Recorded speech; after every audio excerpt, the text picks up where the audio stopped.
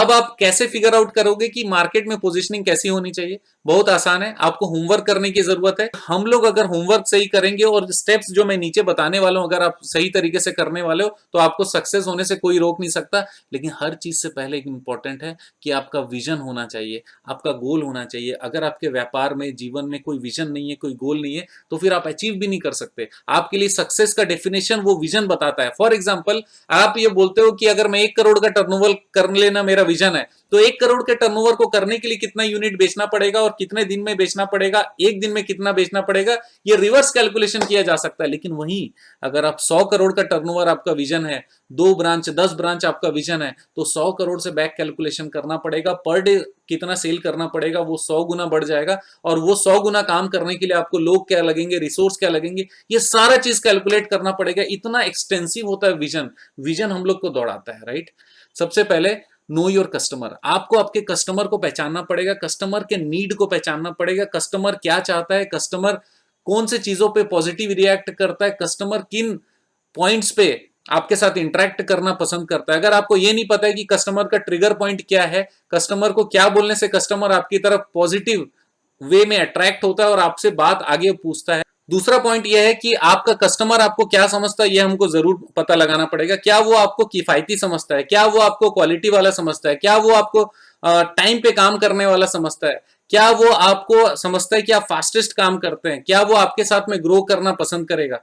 ये सारा चीज बहुत इंपॉर्टेंट है जब हम लोग कस्टमर का परसेप्शन की बात कर रहे हैं। तीसरा पॉइंट ये है कि आपके एम्प्लॉइज आपको क्या समझते हैं। आपके एम्प्लॉइज आपके बिजनेस के बारे में पॉजिटिव सोचते हैं या नेगेटिव सोचते हैं, क्या वो अपने बिजनेस को रेस्पेक्ट करते हैं, क्या वो अपने बिजनेस के बारे में दूसरों को एडवर्टाइज करते हैं या नहीं करते हैं, क्या उनको प्रॉपरली बोलने का मौका मिलता है।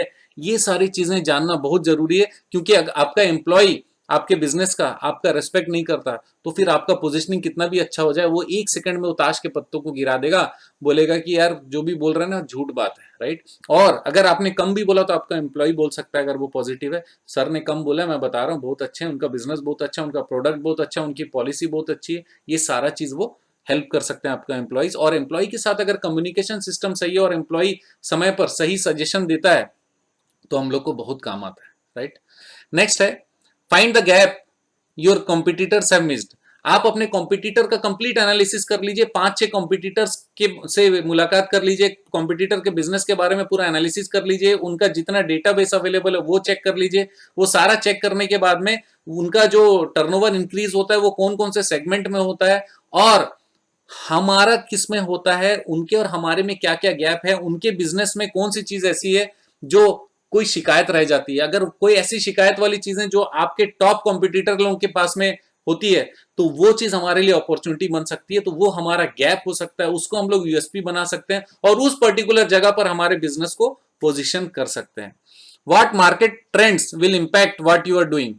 आप जो भी करने वाले उससे मार्केट के ट्रेंड में क्या इंपैक्ट आने वाला है, ये भी चीज बहुत इंपॉर्टेंट है। मार्केट को आप कितना मूव करने वाले हो, मार्केट में आपका पोजीशनिंग क्या होने वाला है, मार्केट में आपका शेयर क्या बनने वाला है। पांचवा पॉइंट है what market trends will impact what you are doing. आप जो भी काम करने वाले हो, ये गैप को फिलअप करने वाले हो, या जो भी आपका प्रोडक्ट और सर्विस है उसमें मार्केट में कोई भी चेंजेस आएगा तो क्या इफेक्ट आपको पड़ेगा। तो ये क्रॉस इफेक्ट हम लोग को चेक करना पड़ेगा कि अगर कोरोना आ गया तो मैं कैसे सर्वाइव करूंगा, अगर नॉर्मल डेज रहा और कंपटीशन बहुत ज्यादा रहा तो उस समय मैं क्या सर्वाइव करूंगा, किस तरीके से मैं अपने ब्रांड को डेवलप करूंगा, मार्केट मुझे सपोर्ट करेगी या नहीं करेगी, मार्केट में क्या मेरा इंपैक्ट रहेगा, ये सारी चीजें मुझे चेक करनी पड़ेगी। और जब ये सब पता चल जाएगा तब ये जो पिछले 5 पॉइंट मैंने बताए इसके बेसिस पे आप अपना पोजीशनिंग कर लीजिए। जब आपको कस्टमर पता चल गया, कस्टमर आपके बारे में क्या सोचता है पता चल गया, अभी क्या सोचवाना है वो हम सोचने वाले हैं, और आपका एम्प्लॉइज क्या सोचता है पता चल गया, और उनके सोच में भी अगर कुछ परिवर्तन लाना है तो उसके लिए बात करनी पड़ेगी।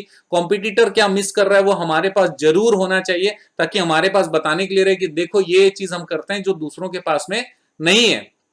और मार्केट ट्रेंड आपको सपोर्ट करती है नहीं करती, या फिर मार्केट ट्रेंड के अनुसार आपके बिजनेस में क्या क्या चेंजेस आ सकता है ये आपको देखना है, और नया पोजीशन उसके अकॉर्डिंगली आपको बनाना पड़ेगा। दोस्तों, आप अपने बिजनेस को क्या सोचना चाहते हो एज ए कस्टमर, आंख बंद करें तो फिर हम क्या सोचें आपके बिजनेस के बारे में, उसको बोलते हैं मार्केट पोजिशनिंग। और जब हमको ये पता रहता है कि हमको इस तरीके के पोजिशनिंग की जरूरत है तो हम लोग जिस टाइप के बिजनेस टाइप के हमारे कस्टमर होते हैं, सिर्फ उनसे ही हम लोग बात करने वाले हैं, उनको ही कन्विंस करने वाले हैं और उनसे हम लोग बिजनेस लेने वाले हैं, राइट।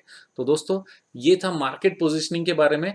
आपके कमेंट्स बहुत इंपॉर्टेंट है, कमेंट जरूर करिएगा। आप जानते हैं मेरा मिशन है हमेशा आप लोगों की मदद करना और समय पर सारी जानकारी देना। बहुत बहुत धन्यवाद, बने रहिएगा मेरे साथ। आपका दिन जबरदस्त शुभ हो।